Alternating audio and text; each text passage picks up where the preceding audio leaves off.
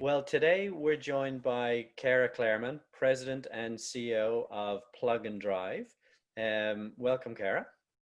Thank you so much for having me. Delighted to have you. So, why don't we start a little bit by, why don't you tell us a little bit about what Plug and Drive is and what you guys do? Sure. So Plug and Drive is a not-for-profit, and our goal is to accelerate EV adoption, and we do that primarily through education of consumers, as well as some research and advocacy work that backs up that education work. So we're really out there trying to show that consumer the environmental and economic benefits of switching to electric cars. Great. And so we have the honor of talking to people all over the world, actually, in this series of conversations focused on mobility. So, give us a clue. Where in the world are you? So I'm in Toronto, which is in Ontario, Canada. There we go. Great. So, in our preparation for this conversation, you shared with us what is often called nowadays sort of your origin story. So, Yes, tell us a little bit about how sure. you ended up in this space. Sure. So I've worked in the environmental field for my whole career, which is about 25 plus years, getting up there. I started actually as an environmental lawyer initially in my career. I worked at a big law firm for a number of years, and then I went what we call in-house, which is a lawyer working inside a big company, and that big company was Canada's largest utility. So I was working as the environmental lawyer for this large utility, working on everything from their environmental policies and procedures to, compliance issues, everything that came up. And actually at that time, Ontario, which is our province, was in the process of trying to get off coal, and our company had a number of coal plants at the time, and so a big part of the job was helping the company get off coal and all the legal and policy issues around that. And as that was happening, of course, the emissions profile of the electricity generation was really improving, and so we got to a point where actually the emissions from that electricity generation were extremely, extremely low, which is the situation we're in now. We're very fortunate to be in a jurisdiction where there's very low greenhouse gas emissions from our electricity. And that's when I sort of hit on this idea. In around 2008, we heard that EVs were being made. There weren't any on the market yet, but we knew about the Nissan Leaf, and the Chevy Volt had been announced. And so this was something then I thought, wow, I had sort of a bit of a eureka or aha moment where I thought, wow, we've got this low emitting electricity.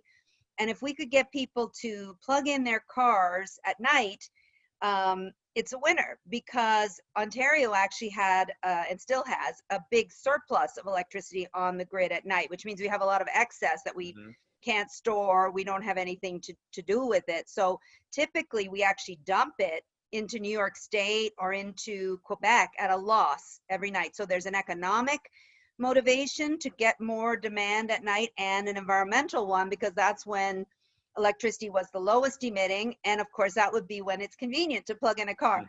So all these sort of things percolated in my mind to line up to say that the utility should start thinking about how it could promote electric cars. And we started doing some research. I got a small budget in my department to look into it. What would it take to get Ontario ready for EVs? This was in the 2009, 2010, and the first cars came out. And I thought this has real legs. It's economically beneficial to the province, huge environmental benefits, and the consumer also saves money because electricity is cheaper than gas here. So I actually pitched my CEO at the time, and I went to him with a business case, and I said, even if we could get 2% of the population to adopt electric cars, look at how much money the company could make. And so you should pay me to leave the company and to try to promote this idea of plugging in cars. And to my great surprise, he said, okay. And so I sort of walked out of that meeting thinking, I'm not sure, but I think I just quit my job. And so I left OPG, Ontario Power Generation, which was the utility, with the support of the CEO, and started Plug and Drive.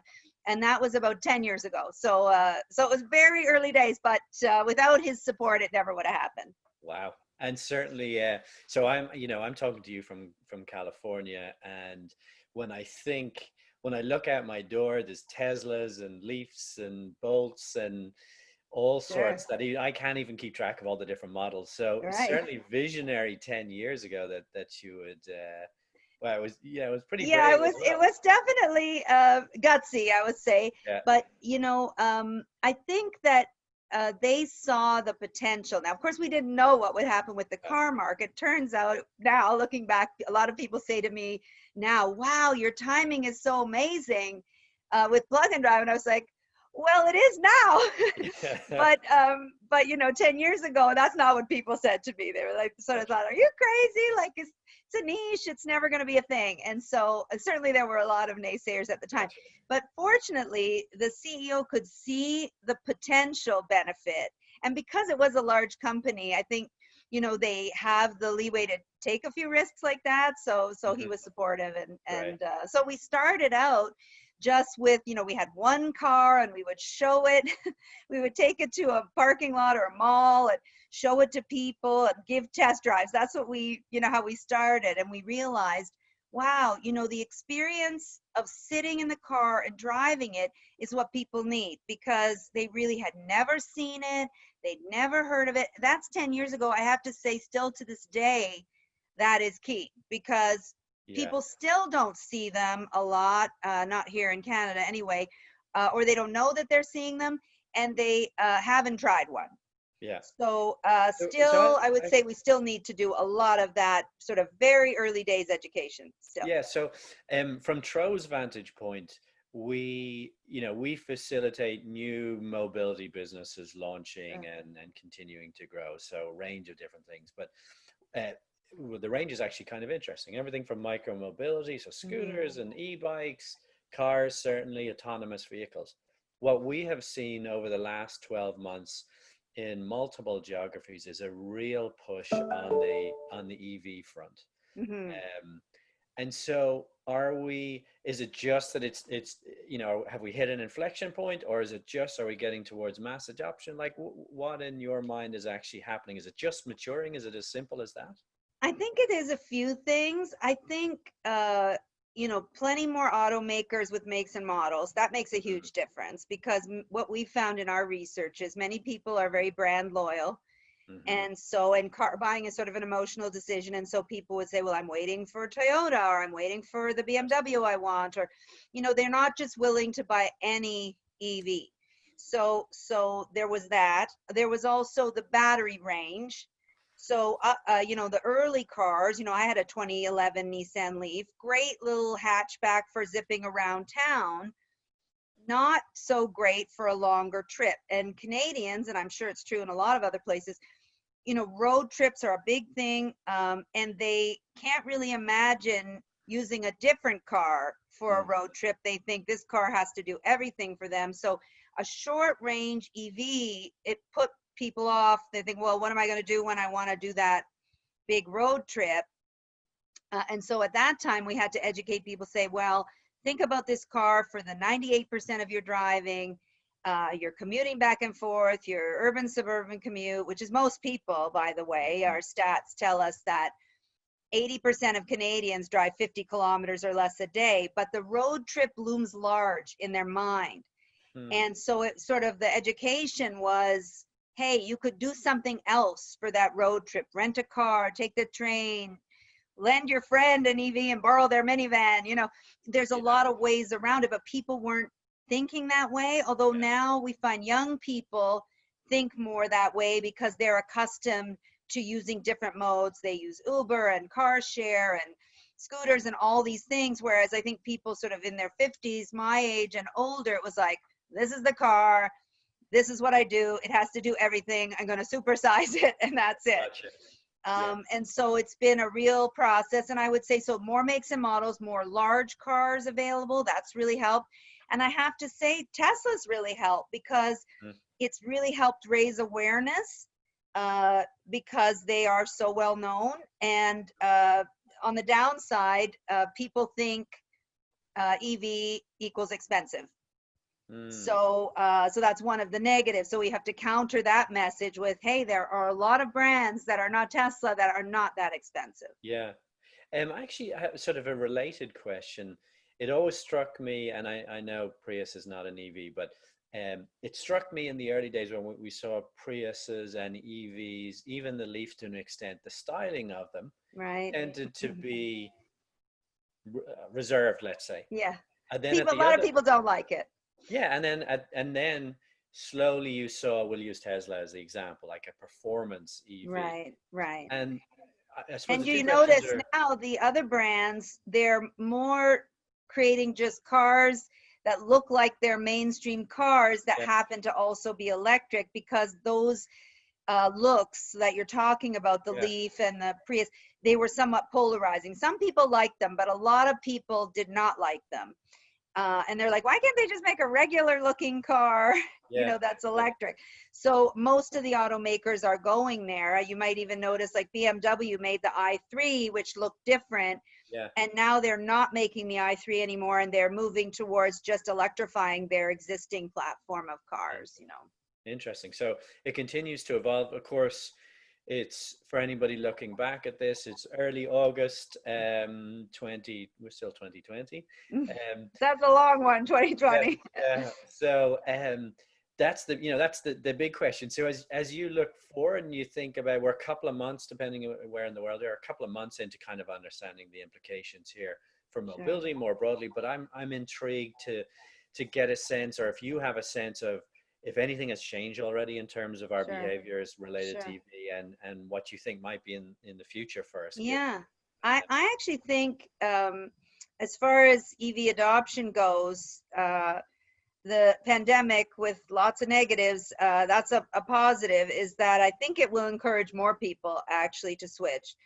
And there are a couple of reasons for that. First of all, people are driving less. A lot of people are working at home. So suddenly this issue that weighed on them about range, which frankly was probably not a big issue in reality Yeah, to begin with, but they thought it was an issue, so it prevented a lot of people. Now they really realize, well, I'm hardly driving anywhere, so I could easily make yeah, do with the range of an EV. So that's one thing.